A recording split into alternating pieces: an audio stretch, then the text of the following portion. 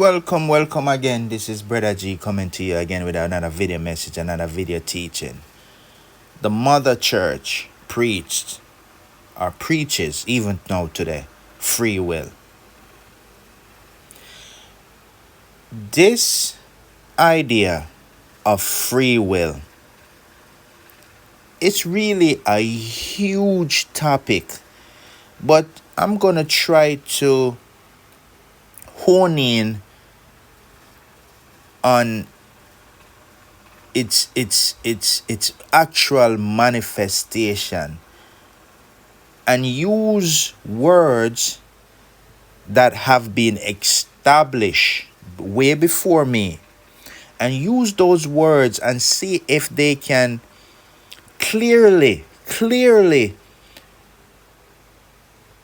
identify what it means when the action is manifested.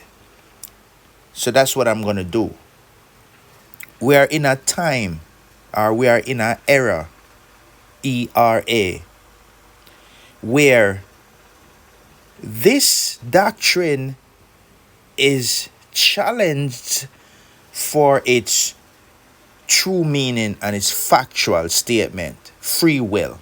And what does that mean?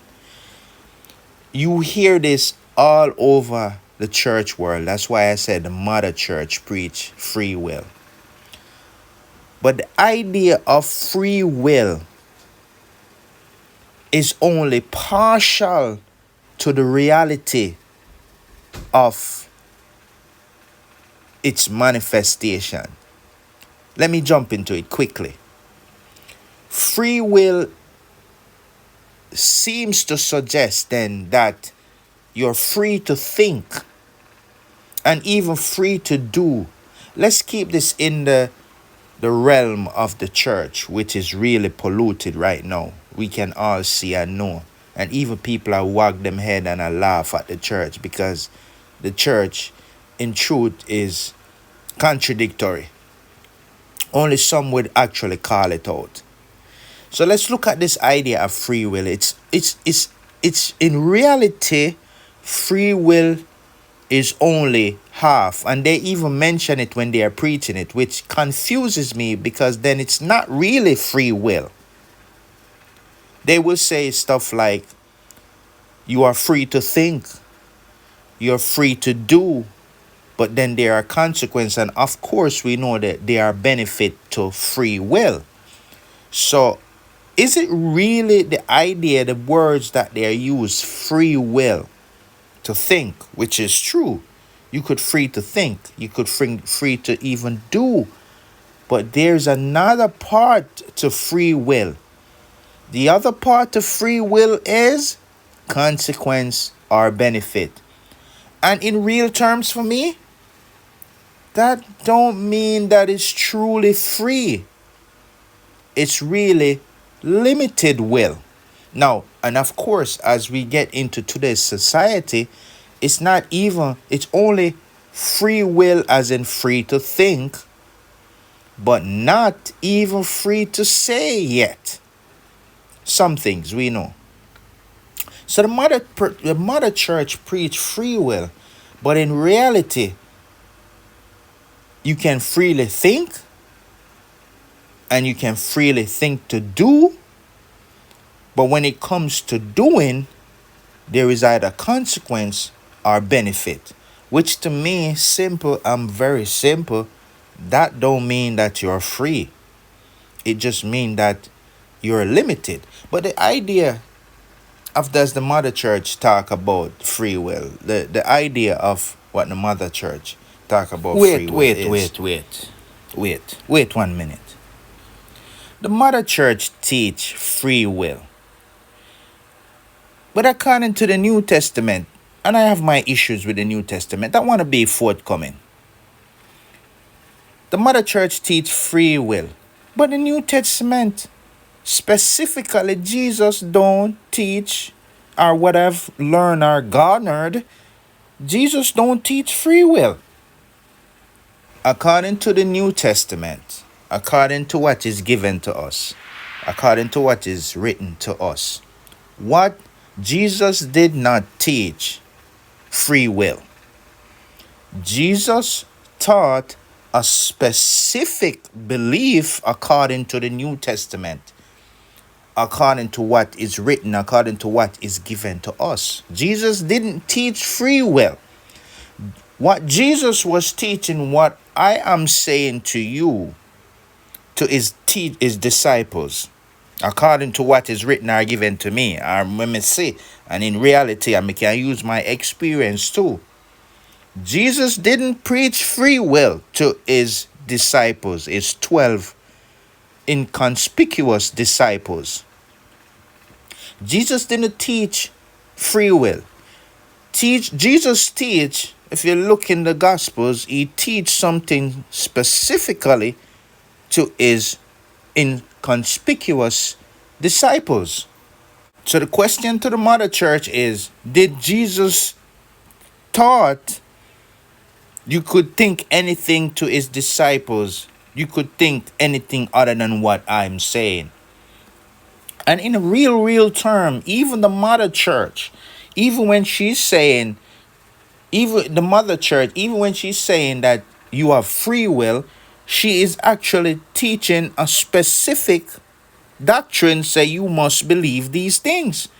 So that's not really free will as in the idea of what free will means. The mother church can't preach free will when in fact and in reality she is preaching a particular doctrine and say you must believe this doctrine, so similar to Jesus. In real term, there's a contradiction of free will even by the mother church who preaches and teaches free will. Because in the very next breath, as she talk about free will, as the word suggests, they are rightly so that it really suggests it, but is it really the manifestation of free will? Even the mother church and its offspring, while they promulgate free will, in the very next breath, they talk about a specific belief, not even just doing now, just a belief, and they come against you for that very specific belief. It is written in history.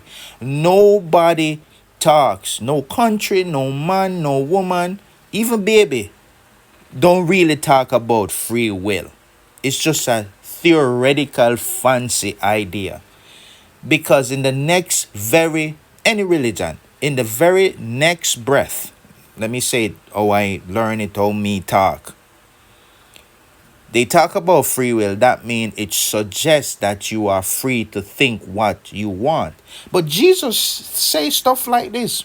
Or even the Old Testament, the wise people say that, so a man thinketh, so is he. So it becomes, am I free to think that I'm a thief? Even to go to the opposite side. Am I free to think that I'm a thief? Eventually, I will manifest thievery, and then I'll be called upon to answer for my thieving by other men, because obviously I would thief from other man, and other man would be offended by me stealing from them. It's even in academia.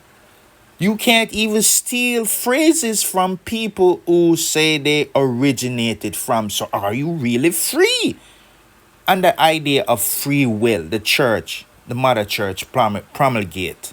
It's all over the world. People think that they are free. But let me jump quickly to say, I have understand that this free will is still expansive. Even it's very wide same way. So we are really in real terms, we are fighting over nothing. In real terms, we are fighting over nothing, because where the boundaries of our habitat are so huge and so expansive. It's like the Irish mythology of a goal at the end of the rainbow. It's like we find people, general, find a small goal in a small area and a fight over that, and they are goal all over the place, and we just literally a fight over that specific goal, which is incredible because the world is much bigger than that. Then God turned and gave them up to worship the hosts of heaven, as it is written in the book of the prophets, the wise. O ye house of Israel, have ye offered to me slain beasts and sacrifice by the space of 40 years in the wilderness. We learn over time. Say, slain beasts and all these sacrifice and all these things cannot forgive sins. They cannot do anything for sins. We come back in the New Testament, and people and the wise and the mother church has developed rituals and stuff that pass down to our offsprings, and make we do the rituals them too, just like Israel of old. Not the one over there, so we're going now. The Israel of old, the spiritual Israel. God always attacked us, spiritual Israel. Not the people, and my words this, but now I understand it. Not the people them by the flesh are Israel, but those are of the spirit are Israel. And me say it, but me believe it and I understand it now, and me reiterate the reality of what me see, and when me come to realize that blouse and skirt, that thing are true. Me have my issues too, and I'm forthcoming with it. So God gave them up to the host of heaven. But with who is the host of heaven? And how does this line up with free will? May I show you? So free will is theoretical, and this is part of the host of heaven. They're teaching about free will. There is no such thing as free will. Even what God gave is very expansive, that our habitat is so huge. We can enjoy what God has given us and what He has allowed man to create for our enjoyment. There is a lot for us to enjoy. We can't finish the enjoyment. Again, it's like we find one goal and everybody a fight over the one goal when there is way more to live. And sometimes we can't break them down because this YouTube thing is really kind of new still. It's kind of new. So anyway, how does this match up with free will? Look, God turned over the people them to the hosts of heaven because they weren't living in the real life boundaries that we, through our spiritual ancestors, have realized, say, okay, this is a boundary, right? So this is a boundary. This lifestyle is a boundary, right? So let's not do this. Stealing, adultery, them things are a boundary. Let's not go into these things. Let's stay in a them real area which God give us and enjoy the fruits of what God give to us through men, which is men are the vessel. So it's a God turn us, meaning it's a God is a spirit. As what Jesus said, and me I come for realize the thing. When God give you over and God, you're not going to know immediately when God give you over to the free will as the mother church would preach. It's the manifestation. First, of course, the evidence or the sign comes from the mouth.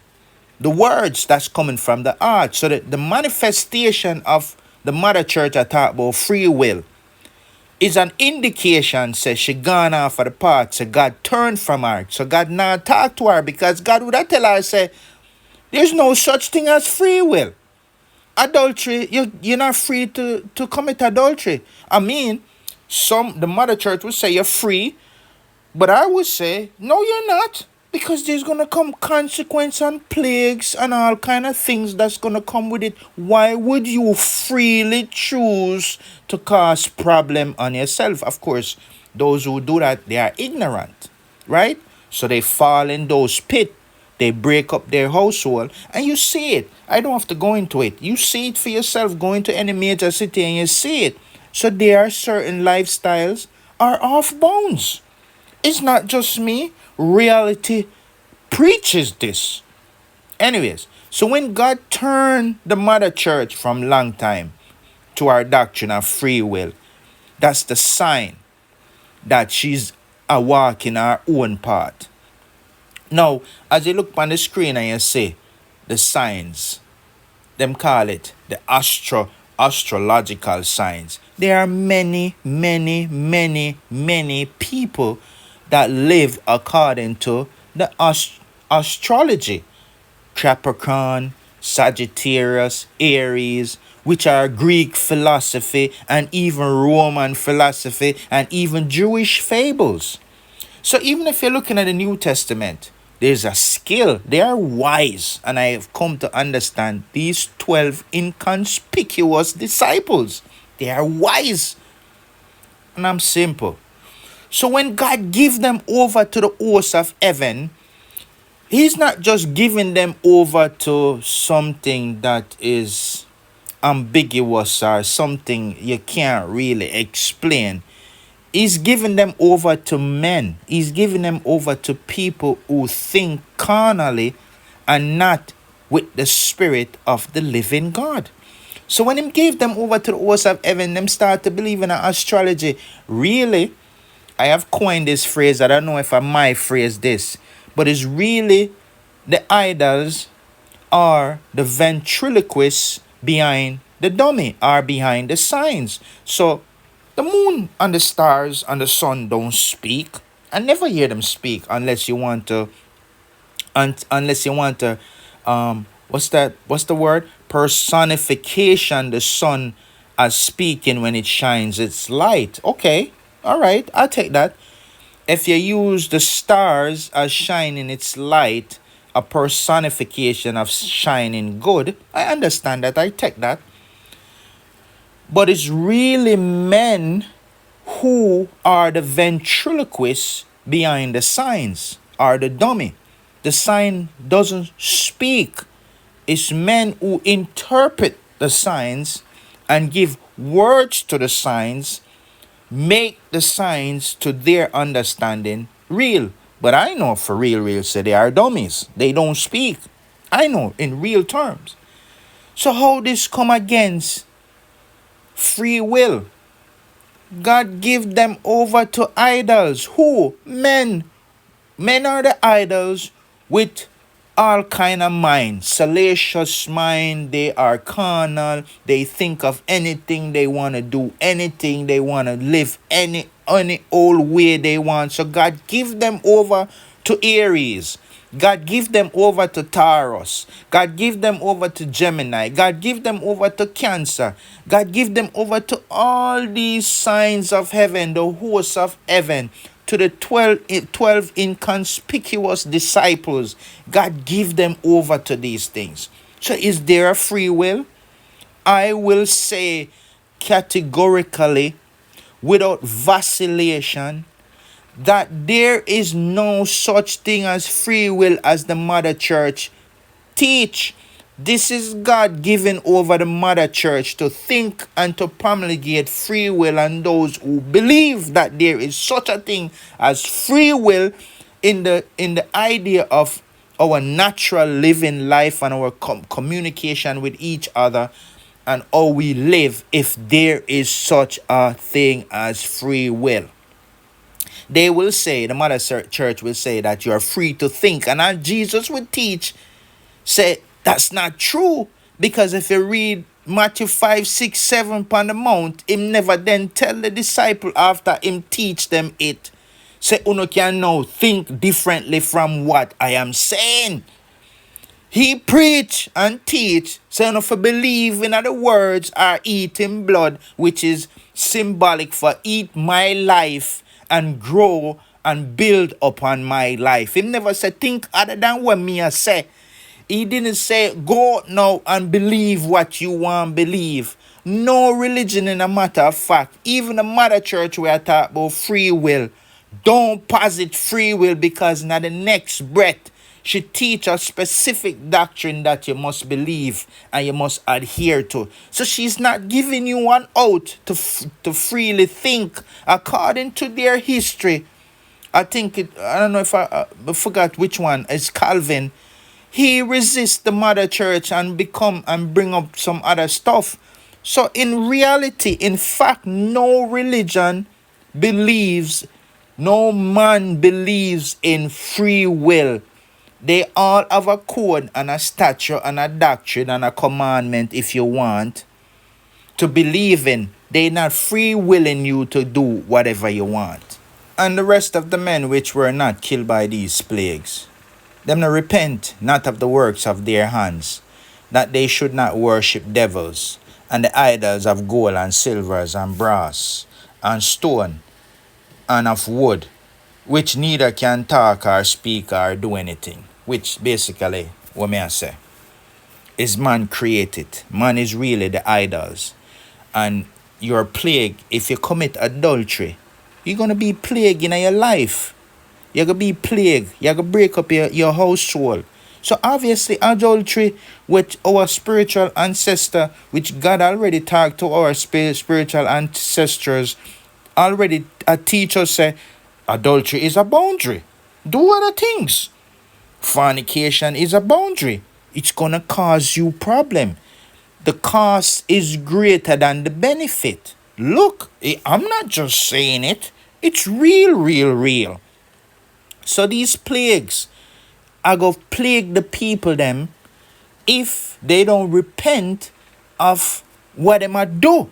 Whatever device, if we use, we make the internet and we make cell phone, and God give the knowledge, our man bypass certain aspect of where God no want you to go in, and then bypass it and make phone and internet and TV and radio and can write books and the printing press and all those things. If God give them things that we're supposed to be using it for the benefit and the growth of people's life. So everybody should be on the same accord, and I say, but a spiritual Israel is not the flesh. It's not the which me come to understand, and we make it manifest itself. Because then if you don't believe, you're not spiritual Israel. You're carnal Israel. You believe in the flesh. So and me I say it's just the reality of what me I see, and I say, bombard, me understand the thing. So you're gonna be plagued. If you do certain lifestyle, you're gonna be plagued. So free will is not true. Free will is a lie, because even the very mother church don't give you the option to freely think. A matter of fact, even in the olden days, according to their written history, if you think outside of where the mother church tell you to think, she would kill you, she would murder you, she would take your life.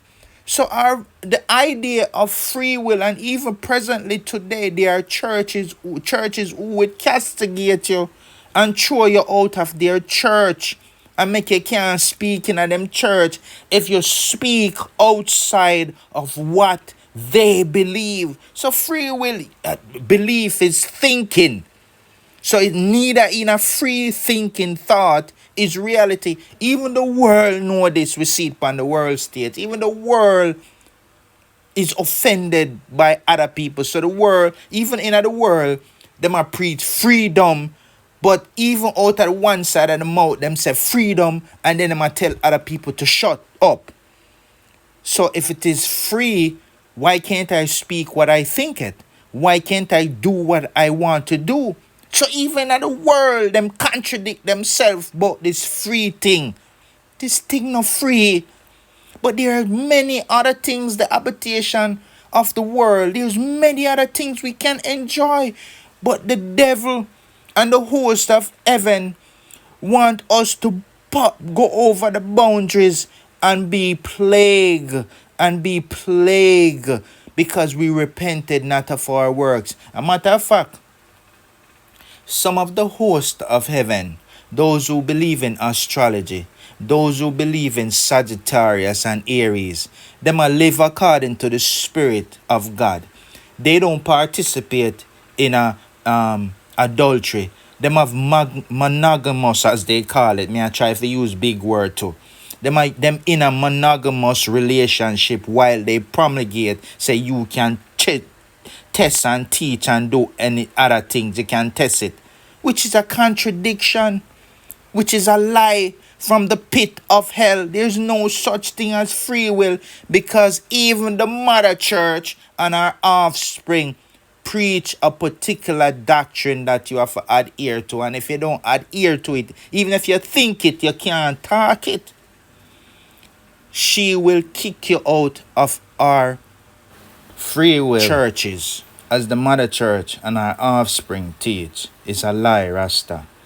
That we henceforth no more children, tossed to and fro, and carried about with every wind of doctrine, by the sleight of men, and the cunning craftiness whereby they lay in wait.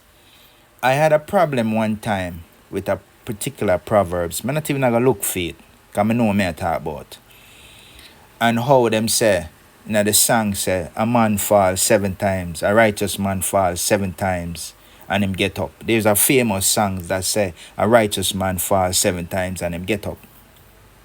And the idea, without contextualizing it and making it of meat, that anybody in the world, when them read it and understand it, them know it.